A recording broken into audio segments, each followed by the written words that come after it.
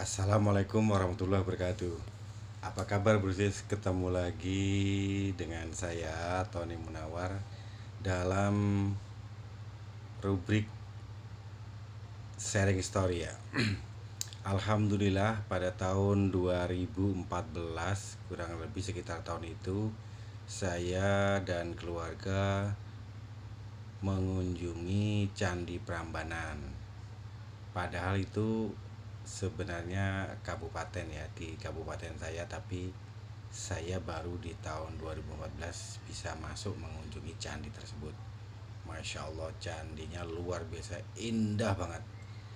Nah, setelah masuk dengan pembelian tiket selesai, saya dan anak istri langsung masuk ke dalam Candi Prambanan dan mengabadikan setiap momen dan view bagus, pemandangan bagus di sana dengan jepretan foto.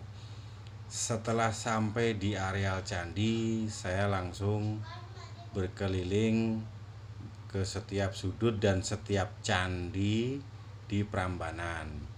Nah, setelah semua sudut dan candi saya masuki ya, itu ada candi utama yang belum. Nah, jadi Bro Sis, candi utama itu karena kondisi yang memang sudah cukup umurnya cukup tua dan adanya gempa bumi itu, jadi ada eh, seling tali baja untuk pengamanan. Nah, di candi utama itu jadi akhirnya dibatasi, kalau nggak salah ya, 10 naik 10 turun dan begitulah bergiliran. Nah, ketika mau ke sana saya liatin dengan istri, itu antrinya panjang banget, dan saya perkirakan kalau saya ngantri itu kurang lebih ya, ini ya perkiraan 1 jam 2 jam mungkin nggak cukup ya.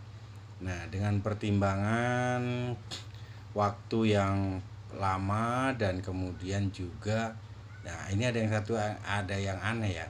Dalam pikiran saya, perasaan saya itu mengatakan saya sudah pernah masuk di candi utama Prambanan itu, padahal belum, cuman dejavu.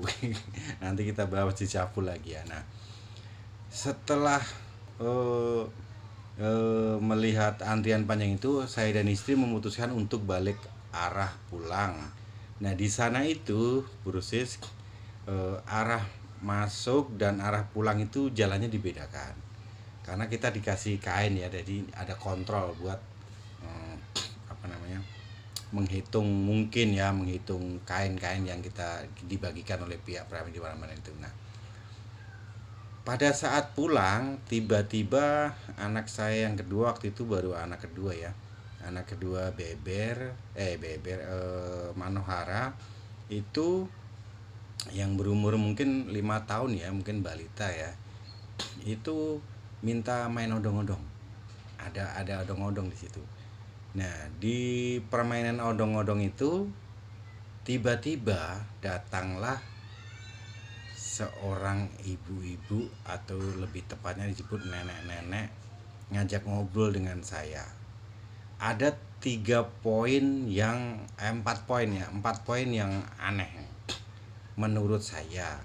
Yang pertama, dia ceritakan dia berasal dari Jakarta, berkunjung ke Purwodadi ke anaknya, dan akhirnya main di Prambanan. Nah, di Prambanan ini dia yang kedua, dia nanya ke saya di jalan di arah atau jalan ke pantai selatan itu kemana mas. Yang ketiga, dia menceritakan di bawah dalam koran itu ada tokoh nasional ini sangat terkenal banget. Nah, yang keempat, si nenek itu walaupun maaf ya, udah sepuh, udah pakai kacamata, itu dia bawa koran. Untuk zaman itu 2018, koran udah agak jarang ya, walaupun ada, dan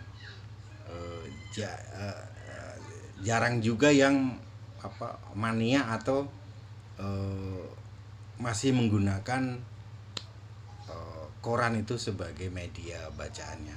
Nah, jadi Brusis, dengan obrol yang panjang tadi ya, 3 poin 4 poin 3 poin itu tadi, lama-lama saya mulai nggak nangkep omongannya apa gitu. Nah, pikiran dalam hati saya sebenarnya nangkep, cuman nggak bisa membuka apa, nangkep sinyal cuman mungkin lemah ya ibaratnya, nggak bisa nangkep apa yang akan dia sampaikan. Lama-lama akhirnya saya kepikiran takut terjadi sesuatu atau apa yang tidak bisa saya kontrol. Akhirnya saya pergi ngajak anak-anak itu, saya pergi.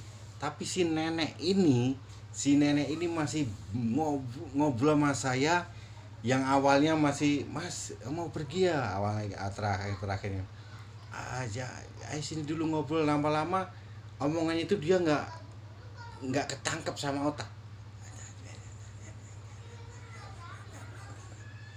seperti ngajak ngobrol, "Jangan pergi, kesini dulu ngobrol," gitu. Tapi lama-lama nggak ketangkep ya, mungkin nggak tahu, walau alam, karena mungkin saya juga agak mulai menjauh. Nah, akhirnya saya minta maaf ke ibu nenek itu, "Maaf nenek, maaf nenek, saya izin permisi, saya tinggalkan nenek itu di Candi Prambanan." Jadi ya guys, itu yang sampai sekarang, sampai saya nanya sudah itu kayaknya belum terjawab. Nanti mungkin suatu saat kalau saya balik lagi ke Prambanan, mau nanya ke yang pintu masuk itu, mungkin siapa sesepuh apa di situ atau juru kunci ya, mungkin akan tahu ya. Jadi itu proses eh, ketemu nenek misterius di Candi Prambanan. Itu yang pertama, dia ceritakan dari asalnya dari mana, keluarganya di mana, terus sekarang di Prambanan. Nah, yang aneh itu dia nanya jalan ke pantai selatan itu lewat mana ya Mas, itu yang aneh. Terus yang ketiga, dia ceritakan dari koran itu tokoh nasional, yang saya juga nggak tahu fotonya itu segelas apa itu, kayaknya saya udah ada di dimensi lain kayaknya, yang saya nggak bisa endus, dan orang lain juga mungkin nggak lihat, nggak tahu saya ngobrol sama siapa. Jadi itu proses ya, perjalanan sharing story saya, eh, mudah-mudahan bermanfaat. Intinya dalam setiap sharing story itu saya selalu menyampaikan, dimanapun kita berada, selalu berdoa, selalu istighfar, selalu zikir, ingat kepada Allah supaya kita terlindungi dari hal-hal yang tidak kita inginkan. Terima kasih Bursis sudah mendengarkan cerita sharing story saya. Sampai ketemu di sharing story selanjutnya. Assalamualaikum warahmatullahi wabarakatuh. Salam sukses Bursis. Bye bye.